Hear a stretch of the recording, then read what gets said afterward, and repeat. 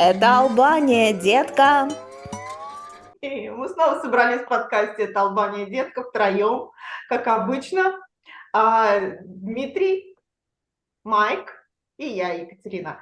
И сегодня мы хотели бы поговорить на животрепещущую тему, которая волнует буквально каждого первого нашего подписчика, слушателя, а насколько безопасно жить в Албании и безопасно ли релоцироваться в эту страну и просто приезжать с целями туристическими. И мы бы хотели поговорить еще об отношении албанцев к иностранцам и к русскоязычным, потому что мы все россияне, вот, и нам бы хотелось в свете текучих, текущих событий обсудить эту тему тоже. Ну что ж, я, наверное, предоставлю слово Дмитрию.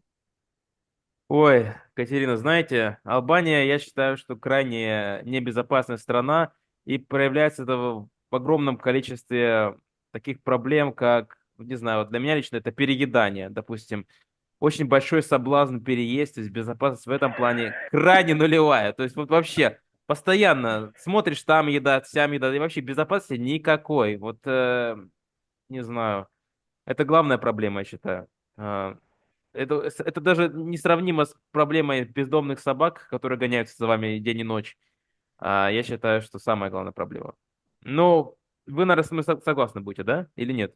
Да, да, да. Дмитрий, По а части я переедания, да, предлагаю, набрать очень опасная страна в этом а отношении. я вам, Набрать ребята, вес, и это предлагаю может... просто меньше жрать. А, какой? Это не вариант. И сразу же безопасность повысится ваша на уровень прям. Я тогда верну русло нашей беседы в более какой-то конструктивный диалог. Я считаю, что Албания имеет много моментов, которые могут быть для релокантов опасными. И первое – это то, что законодательство, которое постоянно меняется и ужесточается. Нет, нет большой прозрачности в регламентах и процессах, которые сопровождают иммигранта после того, как он прибывает на территорию. Да еще даже до того, как он прибывает на территорию, да, ему нужно получить, если у него нет визы. И, соответственно, даже если вы подаете идеальный пакет документов с достаточными условиями, ну вот, например, в декабре сейчас пошли отказы, причем отказы идут абсолютно непонятные, с размытыми формулировками отказов. МИД Албании не уверен, что вы можете вернуться в страну, где вы проживаете, и МИД Албании не уверен в том, что цель, которую вы заявили, соответствует истинной цели вашего пребывания на территории Албании. Вот. И как с этим бороться, что с этим делать, сейчас очень многие просто разводят руки, потому что попадают в ситуацию, когда билеты выкуплены, все выкуплено, а поехать не могут, потому что визу не дали, и нужно для следующей подачи ждать 3 месяца. Ну вот, Миш, мне примеры очень жизни. нравится твой, прости, пожалуйста, что я перебиваю, мне очень нравится твоя способность подтянуть под заявленную тему текущую ситуацию. Вот. Ну, я думала, что мы немножко про другое будем говорить. Про уровень криминала. Перейдем к финансам. Для того, чтобы перечислить деньги со счета на счет из одного банка в другой, условно, для покупки недвижимости, вы тоже можете подвергнуться очень интересной экзекуции. Вначале вам говорят один пакет документов, но на деле оказывается, что нужно не только все перевести на албанский язык, но еще и получить миллионы справок, дополнительно подтвердить все, что нужно, хотя вы уже подтвердили другими документами, откуда у вас средства и для чего они нужны. Вот. Но при этом у вас обязательно не окажется подключена та самая услуга полного интернет-банка, где вы можете самостоятельно переводить, и вам придется, если вы находитесь за пределами Албании, возвращаться в Албанию для того, чтобы в офисе под вашу личную подпись совершить платеж в сторону нотариуса за квартиру. Пожалуйста, вот вам интересные дела из финансовой жизни нашего города. Это все, конечно, хорошо, но это не напрямую относится к безопасности, В дорогие смысле, друзья. финансовая безопасность. Пищевая безопасность. Безопасность для вообще переезда. А что творится на дорогах?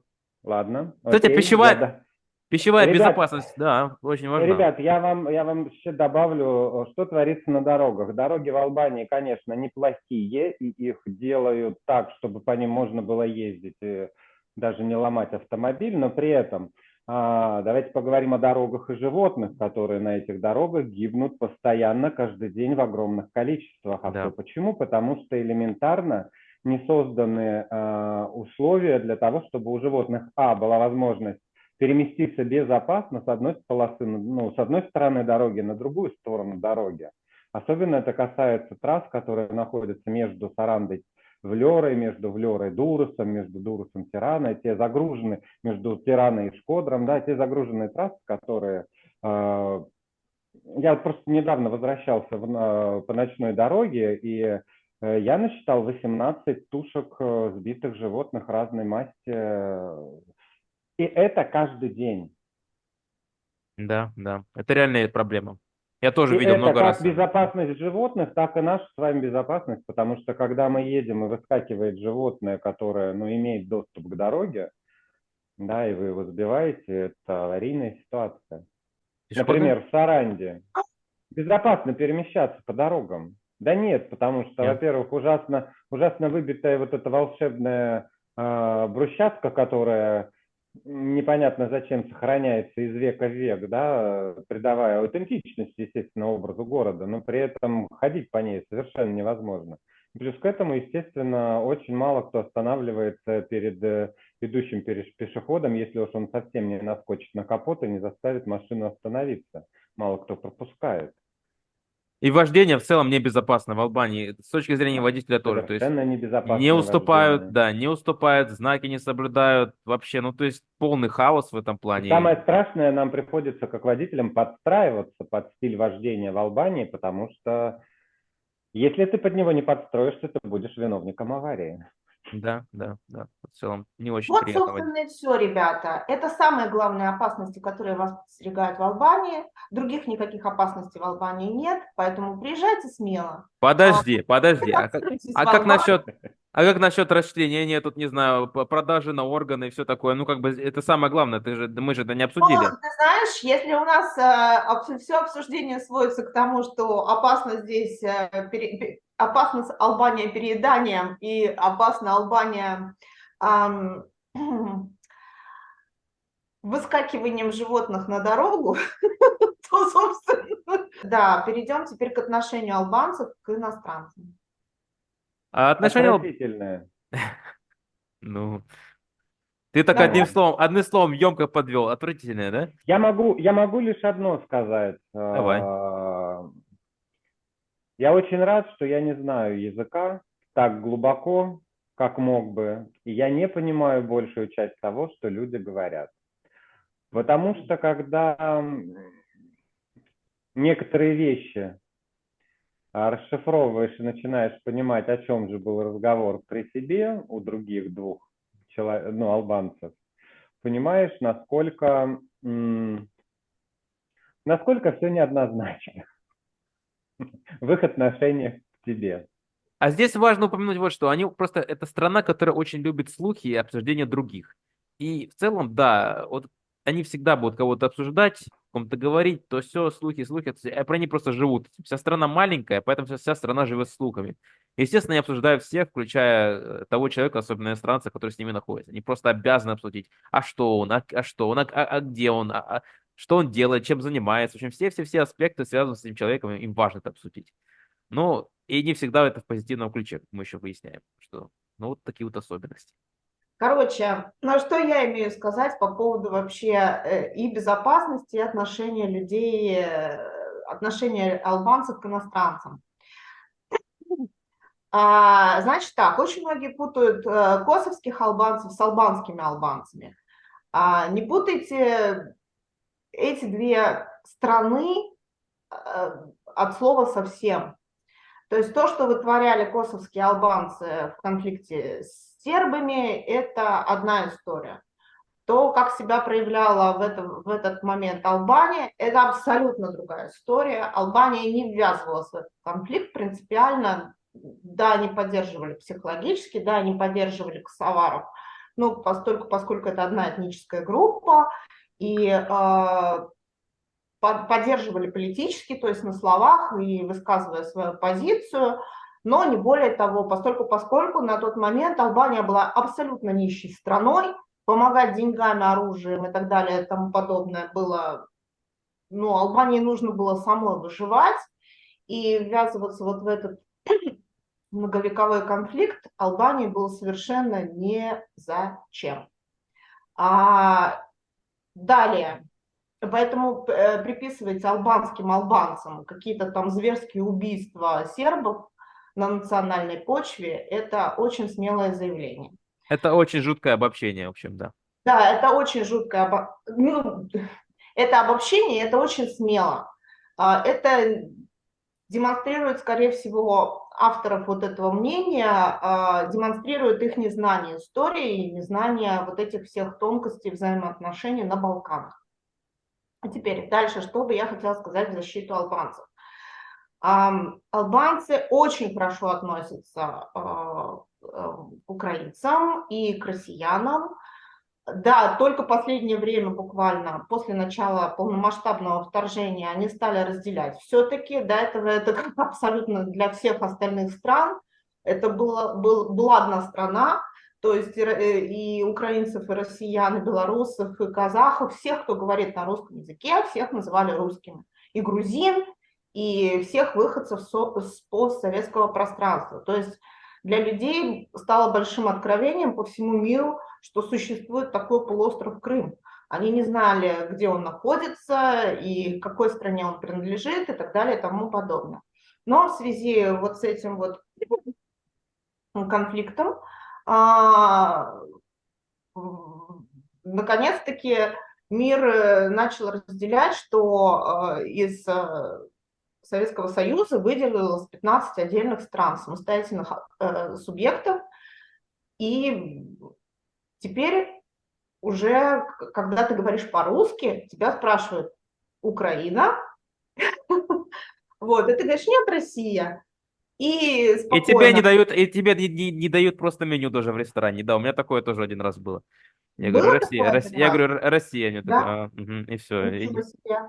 Ничего себе. Я с таким не сталкивалась никогда, отношение очень доброжелательное и даже сочувственное, потому что люди как-то...